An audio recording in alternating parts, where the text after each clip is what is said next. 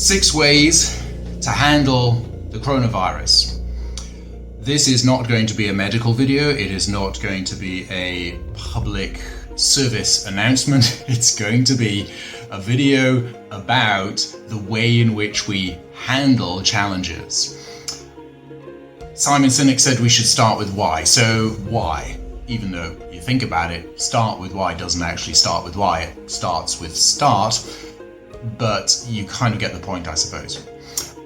So starting with why should we look at this? The first thing is to realize that the way that we respond to a crisis situation, any challenge, is related not so much to the nature of the crisis, but to who we are as individuals. So who we are affects our response a lot more than the actual situation itself, because, as people have said many times in the past, the way that we do one thing is the way that we do everything.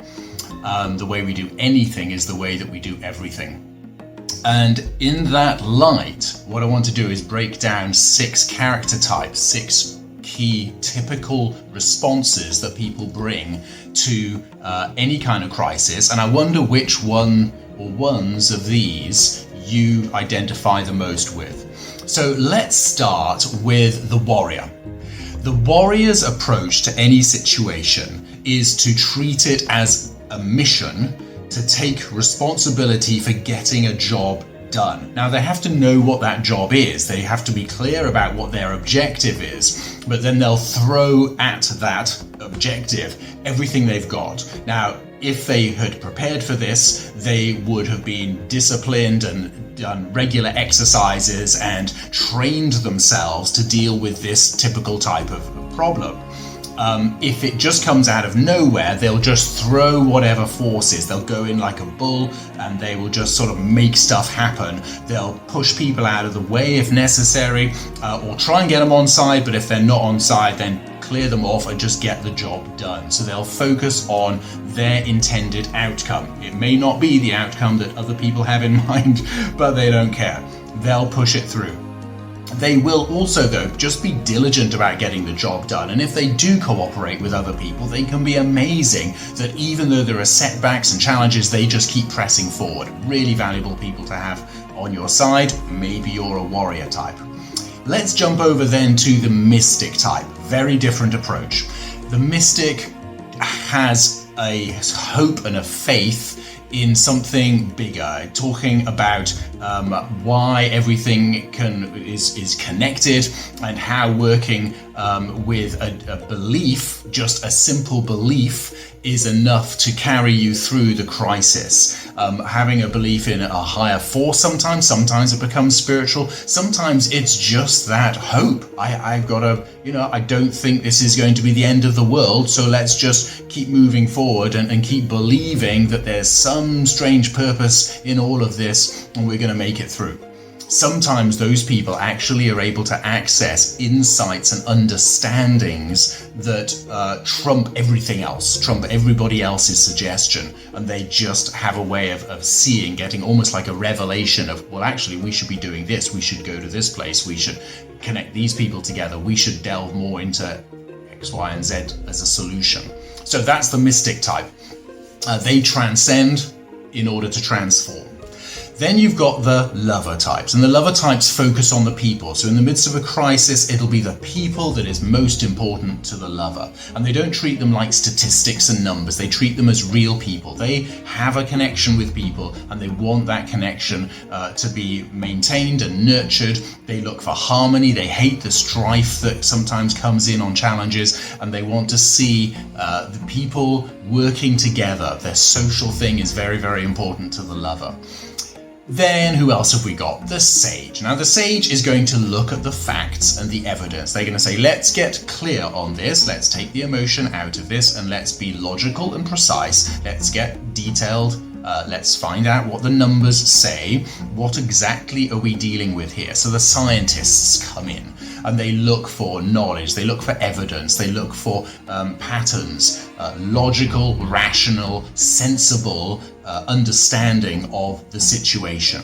And they can come out with some great truths and understandings, but they often lack the drive and the emotional sort of part of being a human being if they go too far to that kind of accountant's end of the spectrum. You see what I mean? So you've got your Sherlock Holmes and Mr. Spocks. They're very valuable, they're very useful, and they're very good at their job, but they don't see the complete picture. Truth is, none of these guys see the complete picture.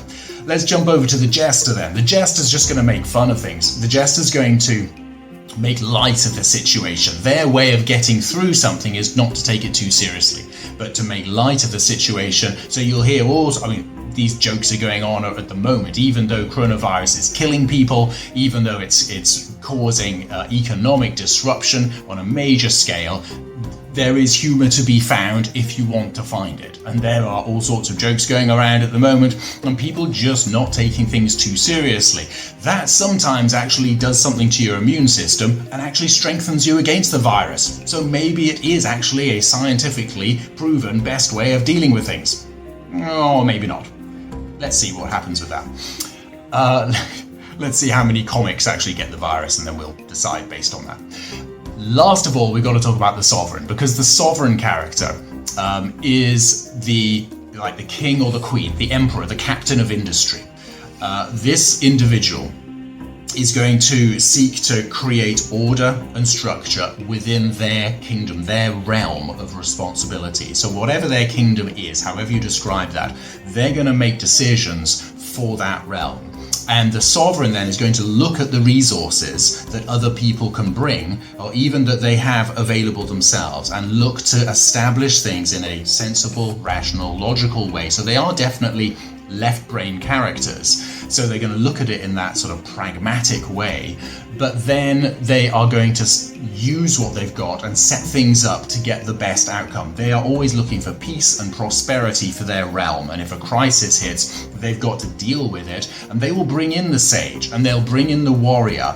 If those two don't come out with solutions, they'll turn to the mystic. Interesting. Think how many films you've seen where the king actually goes to the magician or the mystical character to get a solution. They usually only do it once they've gone to the warrior and the sage and still have received no response and reply from them that has changed anything. So those are key ways in which we often show up. We are always, of course, a mix of these characters. But if you look at your own reaction, which of those characters is dominant for you? It would be really interesting to understand that. Now, if you want to discover your typical approach, you may already have an idea of it, but you can get a lot more precise about your two driving characters by visiting the Power Profiling app at teamme.app. It's a simple online tool, takes about 90 seconds, and it is proving to be remarkably accurate in terms of helping hundreds of people to understand their typical way of showing up. And this will be true in their relationships, dealing with their finances, their careers, their crises, whatever it might be. And it will give you insights into your strengths, the downsides of some of those strong parts of your character as well, where your strength can become your weakness at times, and it'll give you a real insight into how you show up and how to handle yourself better.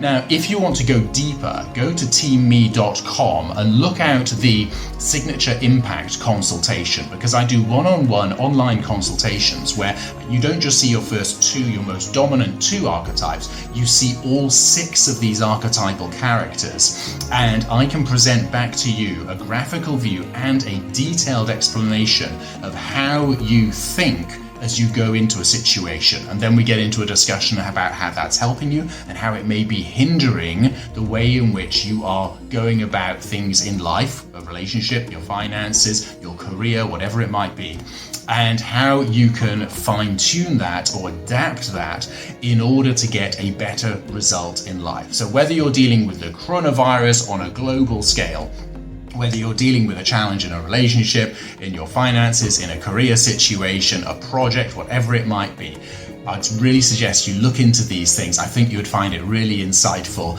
but stick with those 6 characters. They'll help you in many, many ways.